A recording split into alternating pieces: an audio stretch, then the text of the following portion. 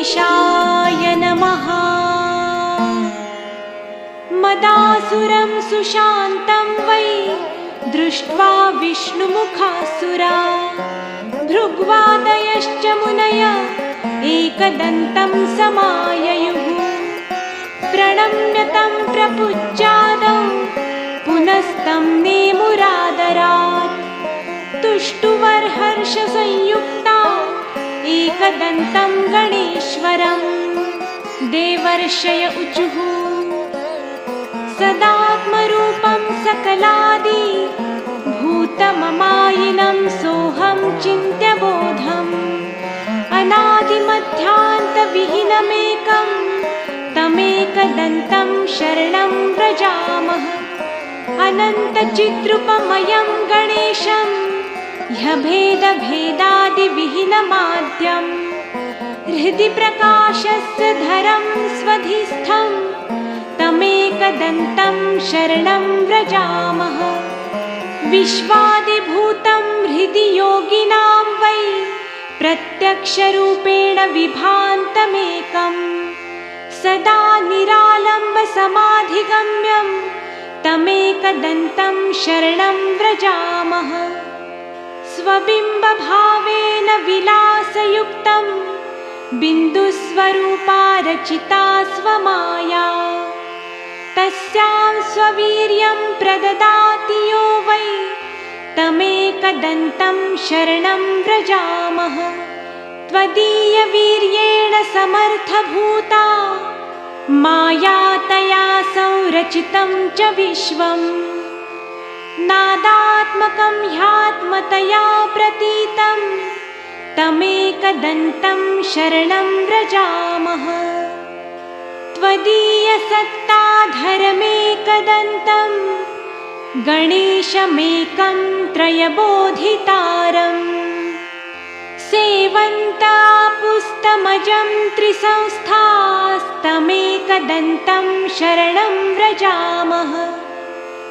ततस्त्वया प्रेरित एव नादस्तेनेदमेवं रचितं जगद्वै आनन्दरूपं समभावसंस्थं तमेकदन्तं शरणं व्रजामः। तदेव विश्वं कृपया तवैव सम्भूतमाद्यं तमसा विभातम् अनेकरूपं ह्रजमेकभूतं तमेकदन्तं शरणं व्रजामः। ततस्त्वया प्रेरितमेव तेन सृष्टं सुसूक्ष्मं जगदेकसंस्थं सत्त्वात्मकं श्वेतमनन्तमाद्यं तमेकदन्तं शरणं व्रजामः। तदेव स्वप्नं तपसा गणेशं संसिद्धिरूपं विविधं बभूव सदेकरूपं कृपया तवापि तमेकदन्तं शरणं व्रजामः। सम्प्रेरितं तच्च त्वया हृदिस्थं तथा सुसृष्टं जगदंशरूपं तेनैव जाग्रन्मयं प्रमेयं तमेकदन्तं शरणं व्रजामः।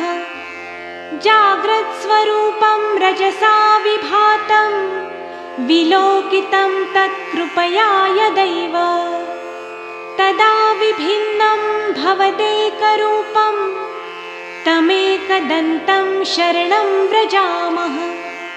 एवं च सृष्ट्वा प्रकृतिस्वभावात् तदन्तरे त्वं च विभासि नित्यं बुद्धिप्रदाता गणनाथ एकस्तमेकदन्तं शरणं व्रजामः।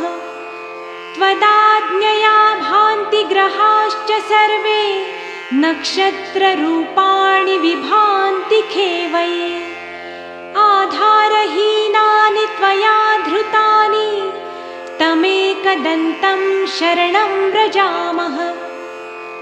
त्वदाज्ञया सृष्टिकरो विधाता त्वदाज्ञया पालको बालक एव विष्णुः त्वदाज्ञया संहरको हरोऽपि तमेकदन्तं शरणं व्रजामः।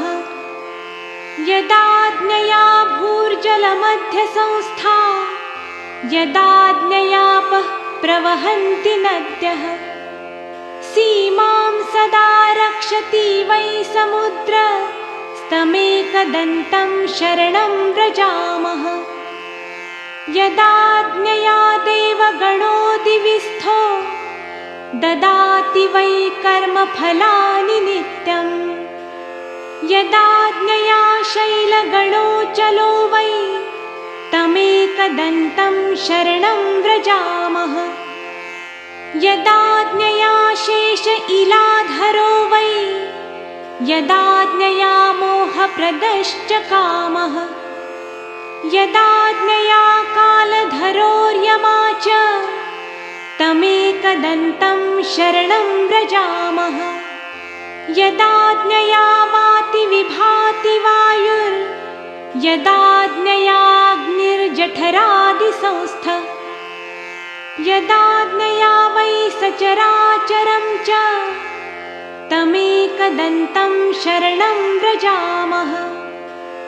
सर्वान्तरे संस्थितमेकगूढं यदाज्ञया सर्वमिदं विभाति अनन्तरूपं हृदि बोधकं वै तमेकदन्तं शरणं व्रजामः। यं योगिनो योगबलेन साध्यं कुर्वन्ति तं कः स्तवनेन स्तौति अतः प्रणामेन सुसिद्धिदोस्तु तमेकदन्तं शरणं व्रजामः। गृत्समदौवाच एवं स्तुत्वा च प्रह्लाद देवासमुनयश्च वै तूष्णीं भावं प्रपद्यैव नन्दृतुर्हर्षसंयुताः। सतानुवाच प्रीतात्मा एकदन्तस्तवेन वै जगात्तान् महाभागान् देवर्षीन् भक्तवत्सलः।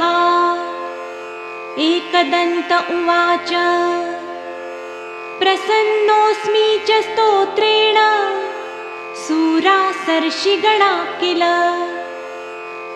वृणुध्वं वरदोऽहं वो दास्यामि मनसीप्सितं भवत्कृतं मदीयं वै स्तोत्रं प्रीतिप्रदं मम भविष्यति न सन्देहः सर्वसिद्धिप्रदायकम् यं यमिच्छति तं तं वै दास्यामि स्तोत्रपाठतः पुत्रपौत्रादिकं सर्वं लभते धनधान्यकं गजाश्वादिकमन्त्यन्तं राज्यभोगं लभे ध्रुवम् भुक्तिं मुक्तिं च योगं वै लभते शान्तिदायकम् मारणोच्चाटनादीनि राज्यबन्धादिकं च यत् पठतां